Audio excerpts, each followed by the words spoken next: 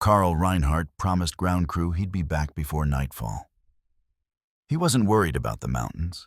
He'd flown these routes dozens of times. But on December 3, 1944, the Alps had other plans, and they kept him for 81 years. He was just 24, young enough to still have grease under his fingernails from fixing engines in his father's garage, but old enough to carry the lives of others through some of the most treacherous airspace in Europe. Karl Reinhardt wasn't born to be a war pilot. He was a quiet mechanic's son from a village outside Stuttgart, known more for rebuilding carburetors and tuning radios than for any military ambition. But Germany needed transport pilots, steady, meticulous men who could navigate wounded soldiers and critical supplies over the jagged spine of the Alps. And Karl had the rare combination of unshakable calm and instinctive spatial sense that kept pilots alive in bad weather. Hello, my beautiful family. If you're listening to this story, please do me a favor and subscribe to my channel. It only takes a second, but means the world to me. Also, comment where you're watching from below. Now, relax and enjoy this story. By late 1944, he was flying regular routes in a Junkers Ju-52, the workhorse of German transport aviation. 3 engines, corrugated metal skin, dependable in ways that mattered when mountains closed in around you. On the morning of December 3, 1944, Karl climbed into his aircraft for what should have been a routine supply run. His orders were straightforward. Lift off from Austria, cross into the Swiss Alps carrying medical staff and equipment, deliver the payload, and return before the December sun dipped behind the peaks. Mechanics on the ground remembered him waving from the cockpit, telling them he'd be back in time to help them finish an engine rebuild they'd started together. He wasn't the type to fear the mountains. He respected them, understood their violent moods better than most. But he'd threaded through these valleys enough times to trust his judgment. At 11:47 a.m., he radioed ground control, the last confirmed communication of his life. Visibility decreasing, adjusting course. His voice was calm, matter-of-fact, nothing unusual. Just a pilot doing what pilots do when weather shifts. Moments later, a fragmented transmission burst through the static, half-formed words, the sharp crack of interference, maybe wind tearing across the radio mast. Then, silence. No follow-up call. No distress signal. No black smoke spotted against white peaks. The tracking systems of 1944 were primitive, incapable of fixing an exact position through storm clouds. Still, they searched. Infantry patrols scoured the valleys. Alpine rescue units climbed ridgelines for days. Local villagers were questioned, their eyes scanning horizons for any trace of wreckage. But the search parties found nothing. Not a shred of twisted metal. Not a single scorched tree. The mountains had opened up, taken him in, and sealed shut behind him.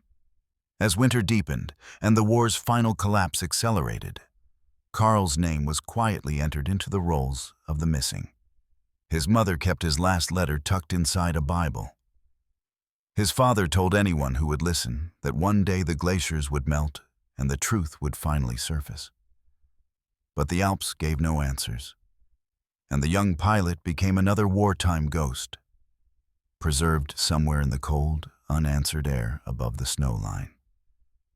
Karl's final flight should have been simple. But the Alps specialize in turning simple into deadly.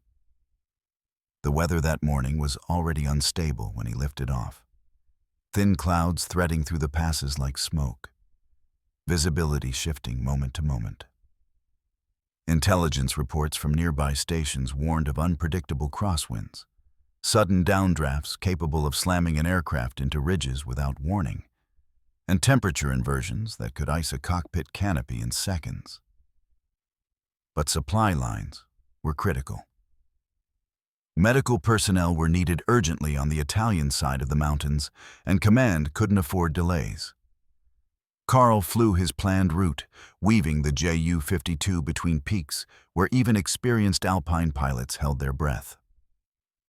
At first, conditions held steady.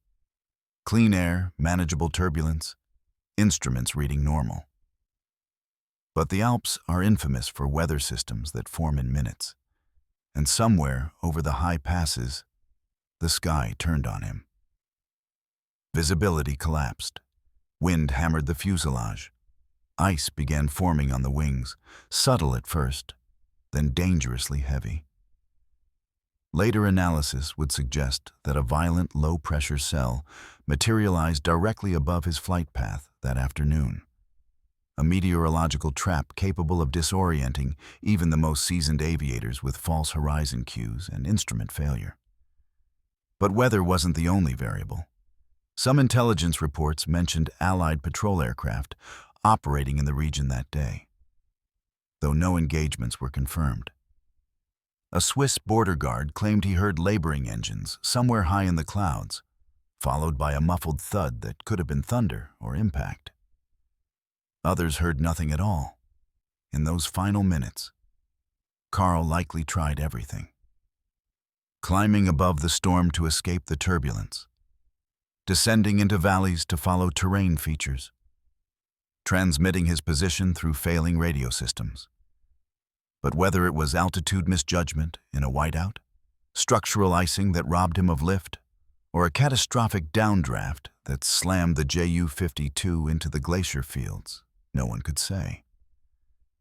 Theories multiplied in the absence of evidence. Did he lose spatial orientation in the clouds? Was there mechanical failure no one anticipated? Did the glacier strike so perfectly that the aircraft was absorbed whole, leaving no surface wreckage to mark the grave? For 81 years, the mountains refused to answer, until the ice began to melt. By December 1944, Germany's war machine was hemorrhaging. Supply lines fractured under relentless Allied pressure. Communications networks, once efficient and disciplined, had devolved into chaos. Garbled radio transmissions, contradictory orders, messages that arrived hours too late or never arrived at all. And nowhere was this desperation more visible than in the Alpine transport routes, where pilots like Karl flew missions that grew more dangerous by the day. The Alps had always been unforgiving, but winter magnified every risk. Fuel shortages meant fewer backup aircraft. Maintenance crews worked with salvaged parts. Weather forecasting relied on outdated reports and guesswork. Pilots flew because the alternative, letting wounded soldiers go untreated, letting supply depots run dry, was unthinkable. When Karl didn't return that December afternoon, investigators scrambled to piece together what had gone wrong. The official inquiry, hastily convened amid the war's final chaos, proposed three primary theories. First, catastrophic engine icing. The Ju-52's engines, though reliable, were vulnerable to ice accumulation and prolonged storm exposure. If ice choked the carburetors or froze control surfaces, Karl would have lost power and altitude simultaneously. A death sentence in mountain terrain. Second, navigational error compounded by cloud cover. Without visual reference points, even experienced pilots could drift kilometers off course. The storm that day was thick enough to erase landmarks entirely. Karl might have believed he was safely above a valley, when in fact he was seconds from collision. Third, wind shear. The Alps were notorious for invisible columns of descending air that could drop an aircraft hundreds of meters in seconds. Even if Karl had flown a perfect route, a single downdraft could have slammed him into a glacier before he had time to react.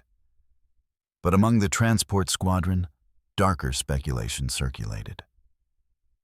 Some pilots swore Allied fighters had been operating in the region that morning. A Ju-52 was slow, unarmed, an easy target if intercepted. Others dismissed this. No Allied patrol ever reported engaging a German transport that day, and wreckage from aerial combat always left evidence. Debris fields, burn marks, witness accounts. A few blamed the mountains themselves. The Alps were cursed that winter, one of Karl's fellow pilots wrote in a letter home. 3 other aircraft had gone missing in the span of 2 months, all in similar conditions. The veterans began to believe the peaks had developed an appetite. What haunted investigators most, though, was the complete absence of physical evidence. Crashes left scars, twisted metal, scorched earth, oil slicks staining snow. But Karl's Ju-52 had simply vanished. No smoke column rising from a valley. No impact crater discovered by search patrols.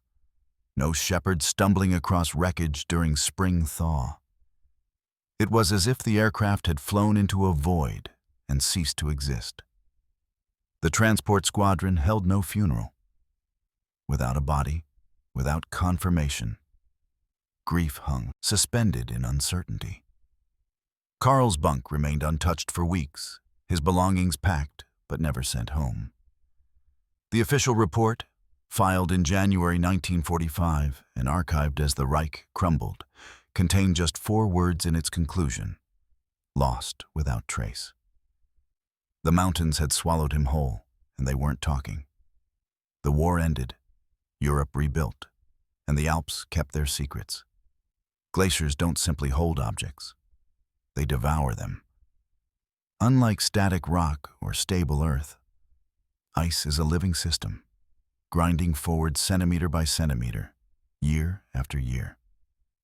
Snow accumulates in layers, compressing under its own weight until it becomes dense, blue ice.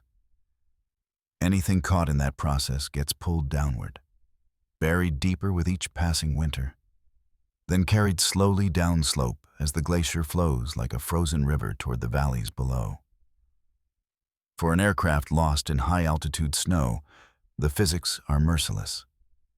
The initial impact creates a depression. Fresh snowfall fills it within hours.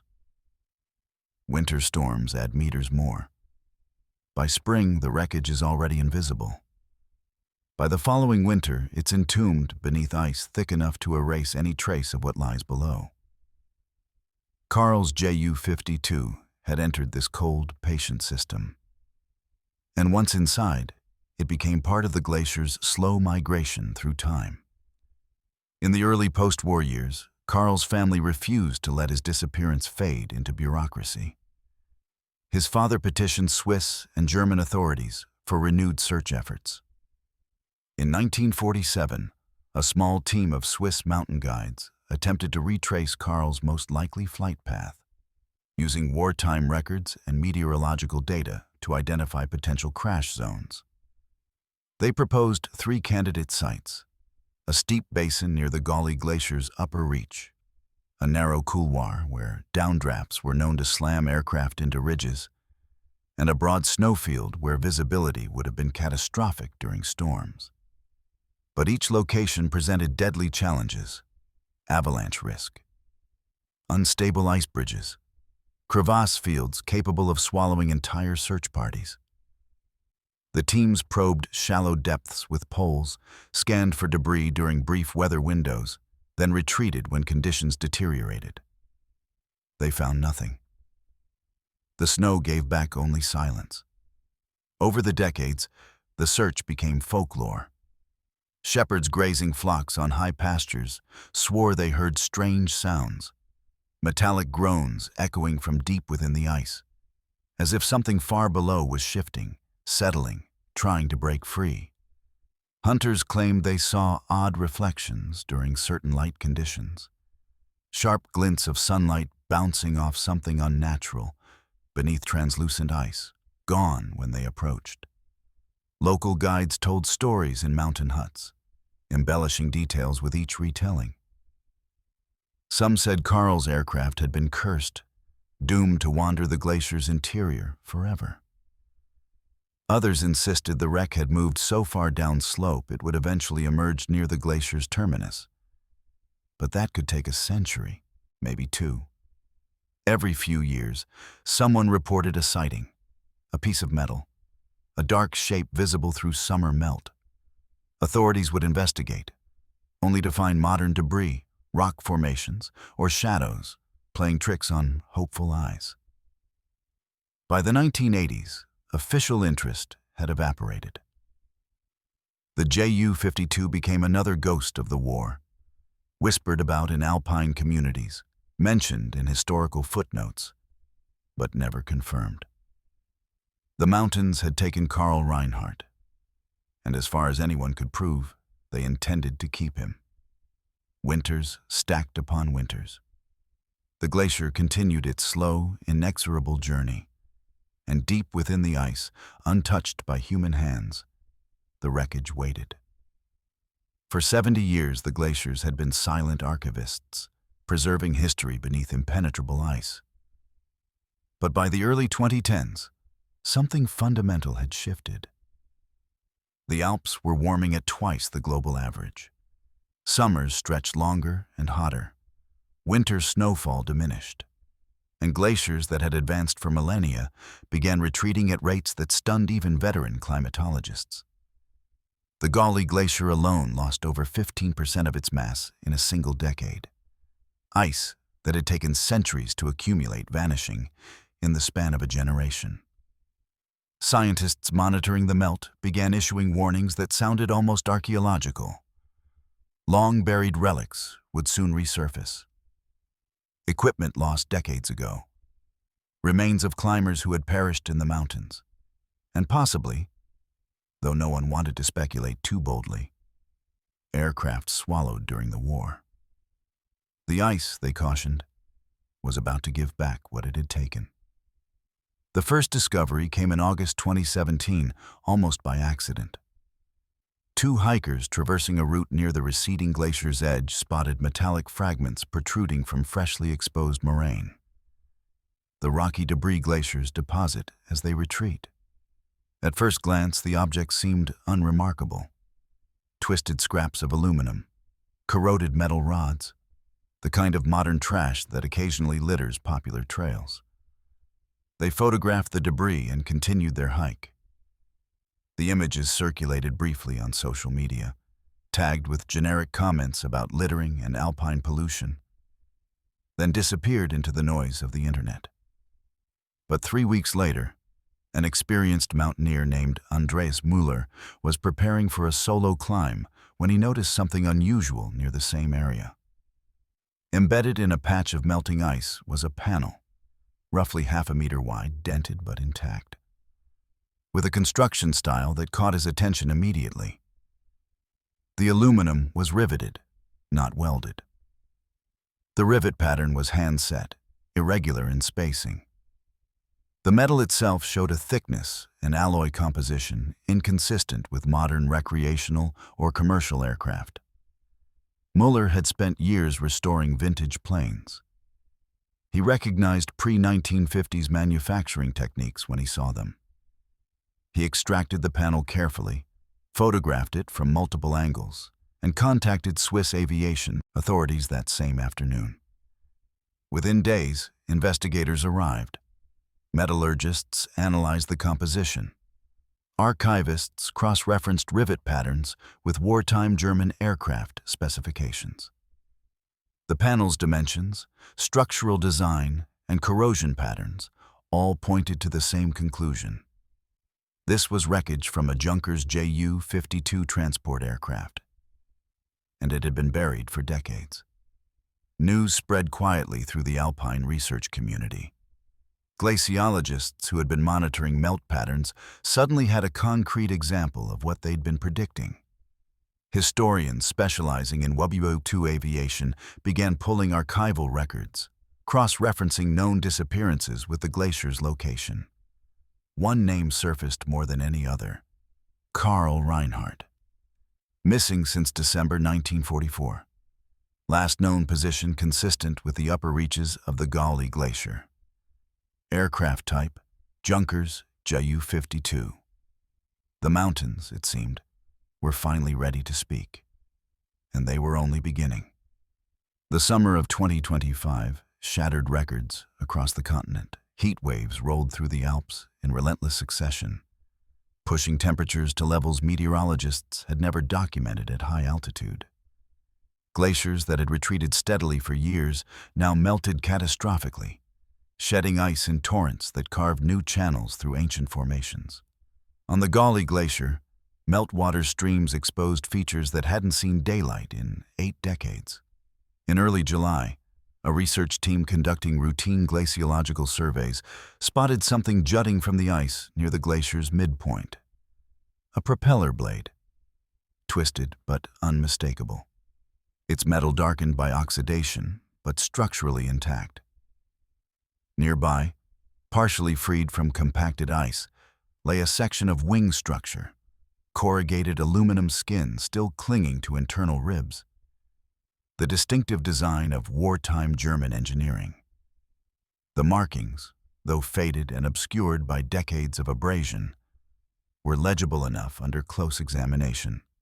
Stenciled identification codes, maintenance stamps, all consistent with a Junkers Ju-52 transport aircraft manufactured between 1943 and 1944. Swiss authorities moved swiftly. The site was cordoned off within hours. Helicopter teams airlifted specialists to the glacier. Aviation archaeologists, forensic historians, military recovery experts. What had begun as scientific curiosity was now something far more significant. A recovery operation for one of the war's longest missing aircraft. And then, on July 19th, the glacier revealed its greatest secret. As crews worked to stabilize the exposed sections, a large depression in the ice began widening under the afternoon sun. Meltwater drained away, and beneath it, emerging like a fossil from stone, was a substantial portion of the fuselage. Battered, compressed by years of glacial pressure, but remarkably intact. The moment was captured by a researcher's camera. Ice blue water streaming off corrugated metal, sunlight striking the faded remnants, a Luftwaffe insignia still visible on the fuselage side. The cross and swastika emblem, once sharp and authoritative, now ghostly and worn, but unmistakable. 81 years after vanishing into a winter storm, Karl Reinhardt's aircraft had been found. News broke across European media within hours. Historians who had spent careers studying wartime disappearances responded with stunned disbelief. Aviation enthusiasts flooded forums with archival photographs, comparing the recovered wreckage to known Ju-52 configurations. And in a quiet village outside Stuttgart, Karl's great-niece, a woman who had grown up hearing stories of an uncle she'd never met, received a phone call from Swiss authorities confirming what her great-grandfather had always believed: the mountains had kept him, but not forever. Media coverage exploded with the same intensity that had once surrounded dramatic wartime rescues, but now with an eerie, haunting dimension. This wasn't a story of survival. It was a story of the Earth itself deciding when to release the past. Footage of the excavation site circulated globally. Researchers working carefully around the fuselage, ice still clinging to metal, the glacier continuing its slow retreat in the background. Commentators called it a ghost emerging from time. Climate scientists pointed to it as visceral evidence of glacial collapse. Families of other missing airmen began contacting authorities, asking if the Alps might give back their own lost relatives. The discovery wasn't just historical. It was emotional, immediate, and profoundly unsettling. A reminder that the past isn't always buried permanently. Sometimes, it's only waiting for the right moment to return. As recovery teams extracted the fuselage from its glacial tomb, the extent of preservation became startlingly clear. Cold storage had worked miracles. The corrugated aluminum skin, though dented and compressed, retained structural integrity. Internal components, hydraulic lines, instrument panels, even fabric seat coverings, remained identifiable despite 8 decades of immersion in ice. Aviation forensic experts assembled to analyze what the glacier had protected, and what it revealed was both extraordinary and heartbreaking. The impact damage told a violent story, but not a catastrophic one. The Wwii had struck the glacier at a steep angle. The undercarriage ripped away on initial contact, the fuselage gouging a trench through deep snow before skidding to a halt. But crucially, the passenger compartment hadn't disintegrated. Metal panels had buckled rather than shattered. The cockpit, though crushed on one side, remained partially intact. Forensic reconstruction suggested what had saved the aircraft from total destruction. The deep winter snowpack of December 1944 had acted as a massive cushion, absorbing impact energy that would have obliterated the plane on bare rock or ice. The Wwii had essentially belly-landed into a snowdrift thick enough to prevent complete structural failure, which meant the crash had been survivable. Inside the cockpit, researchers found details that brought Karl's final moments into sharp focus. Control levers were frozen in their last positions, throttles pulled back, flaps extended for emergency descent. The altimeter was jammed at an altitude reading that confirmed how blind the flight had become in storm conditions. And there, wedged beneath the co-pilot's seat and remarkably preserved in the sub-zero environment, was Karl's logbook. The pages were brittle, ink faded, but still legible. His final entry, dated December 3, 1944, 11:52 a.m., read in clipped gum German: "Zero visibility, instruments erratic, descending by estimate, unable to confirm position." The handwriting was steady, disciplined, the mark of a pilot maintaining composure even as disaster closed in. But the discovery that stunned investigators came when they examined the aircraft's emergency equipment locker. The flare pistol was missing. Standard protocol dictated that emergency flares remain secured in their compartment unless actively deployed. But the locker showed clear signs of having been opened post-crash. The latch forced. The compartment emptied. Nearby, researchers found a survival kit partially unpacked, medical supplies disturbed, and rations removed from their storage container. Then came the evidence that changed everything. Beneath the fuselage, preserved in ice layers that had formed in the hours and days after impact, were boot prints, human footprints leading away from the wreck, heading down slope toward the valley. The prints showed a deliberate pattern, careful placement, measured steps, not the chaotic stumbling of someone critically injured. At least one person had survived the crash, and they had tried to walk out.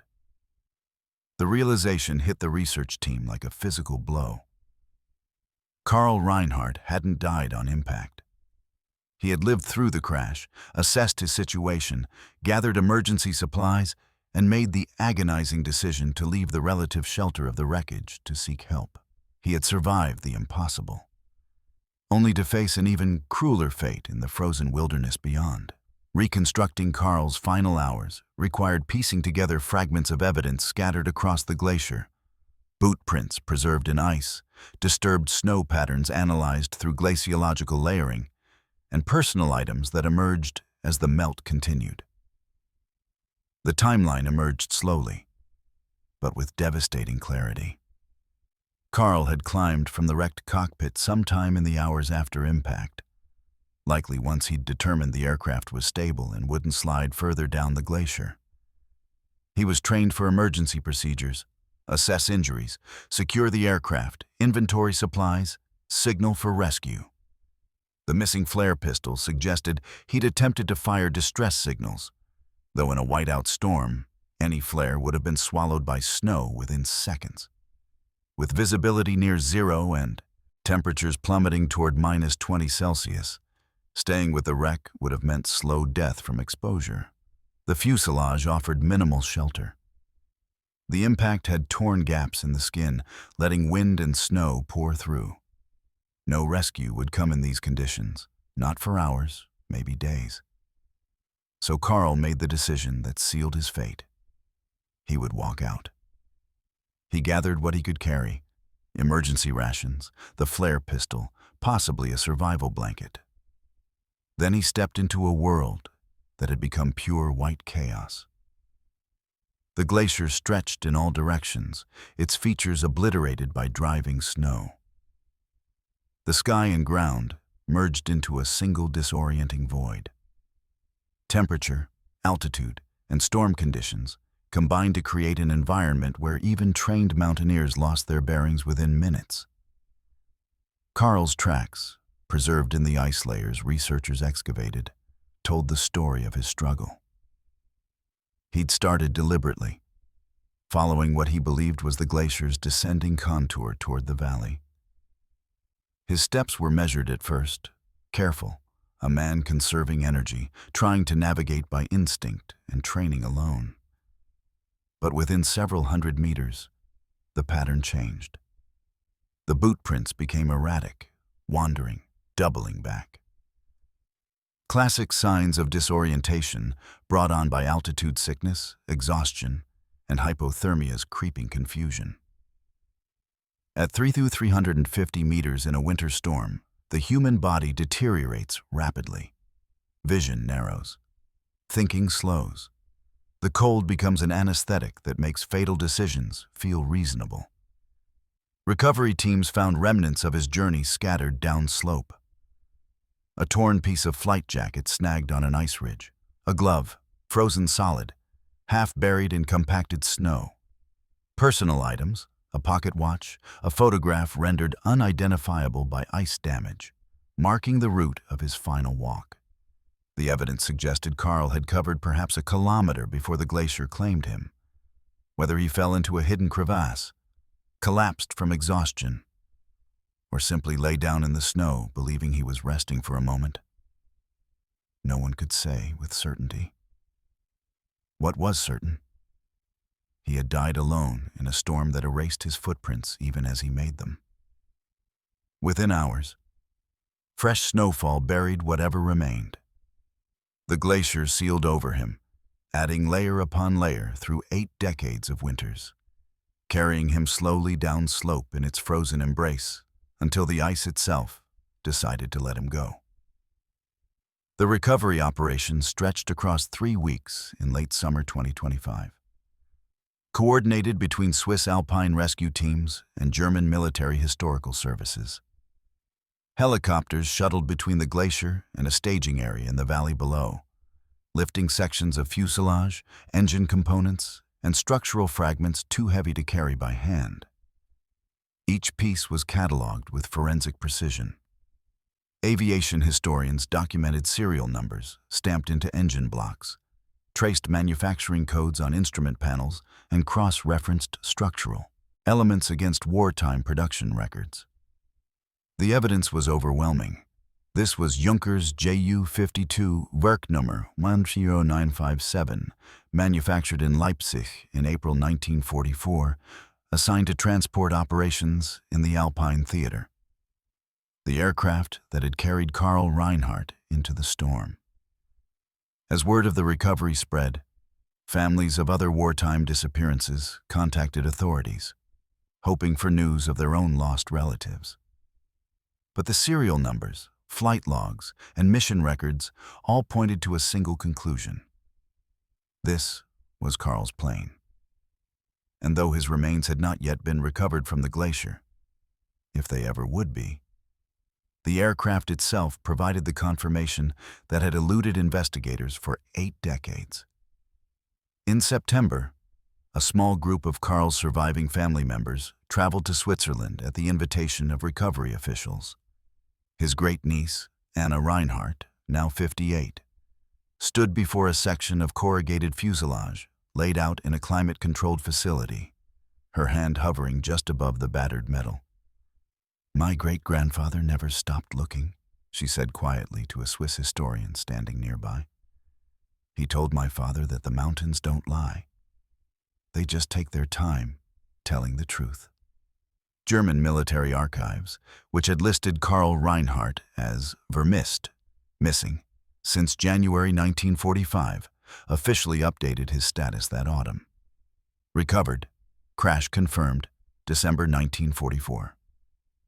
It was a bureaucratic formality, but for families who had carried uncertainty for generations, it carried profound weight. There would be no burial, likely no remains to inter, but there was finally an ending to a story that had remained suspended in painful ambiguity. Experts who had worked the recovery reflected on the glacier's role with a mix of scientific detachment and genuine awe. Dr. Helena Schaefer, a glaciologist from ETH Zurich who had monitored the site throughout the excavation, put it plainly during a press briefing. The glacier acted as a cold archive, perfectly preserving materials that would have degraded completely in any other environment. But what's remarkable is the timing. Without the accelerated melt we've witnessed in the past decade, this aircraft might have remained entombed for another century. We're seeing the past resurface not because we went looking for it, but because the climate itself has fundamentally changed. The statement carried implications beyond Karl's story. Across the Alps, other glaciers were retreating at similar rates. Other secrets, other stories, other lost souls were likely waiting beneath thinning ice. The mountains had begun speaking, and they had more to say. Karl Reinhardt's story ended on a glacier in December 1944. But the glacier's story is still unfolding. Across the Alps, the ice continues its retreat. Glaciers that have stood for millennia are losing mass at rates that stagger even the most pessimistic climate models. And with each meter of ice that melts away, the mountains release fragments of history they were never meant to surrender so soon. In the summer following Karl's discovery, hikers in the Austrian Alps found the wreckage of an American B-24 Liberator, lost since 1945. Months later, French authorities recovered remains and equipment from a British reconnaissance plane that had disappeared over Mont Blanc in 1943. Swiss teams began cataloging an increasing number of artifacts emerging from receding ice. Weapons, personal effects, even the preserved remains of soldiers who had crossed these passes generations ago. The pattern was unmistakable. The Alps were exhaling their dead. Historians estimate that dozens of aircraft from both world wars remain entombed in Alpine ice. Some documented in missing flight records, others lost so completely that even their disappearance was never properly recorded. How many pilots like Karl are still out there, suspended in frozen silence? How many families will receive closure decades after hope faded? How many stories will the mountains tell before the glaciers vanish entirely? Climate scientists warn that the revelations will accelerate. Glaciers that have protected their secrets for a century may release them all within a single generation.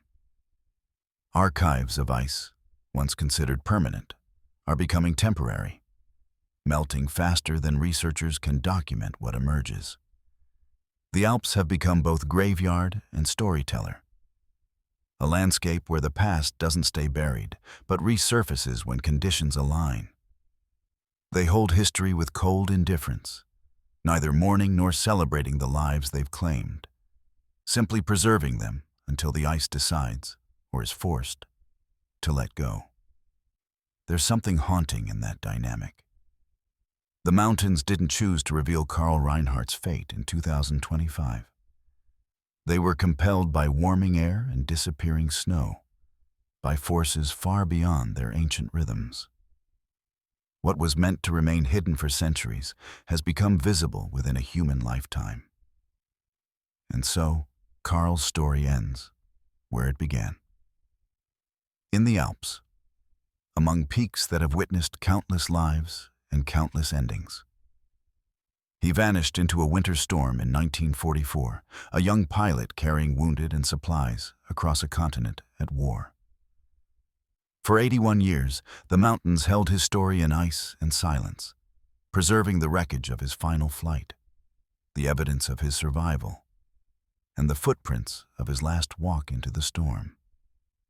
But the mountains, patient and cold, kept that story safe.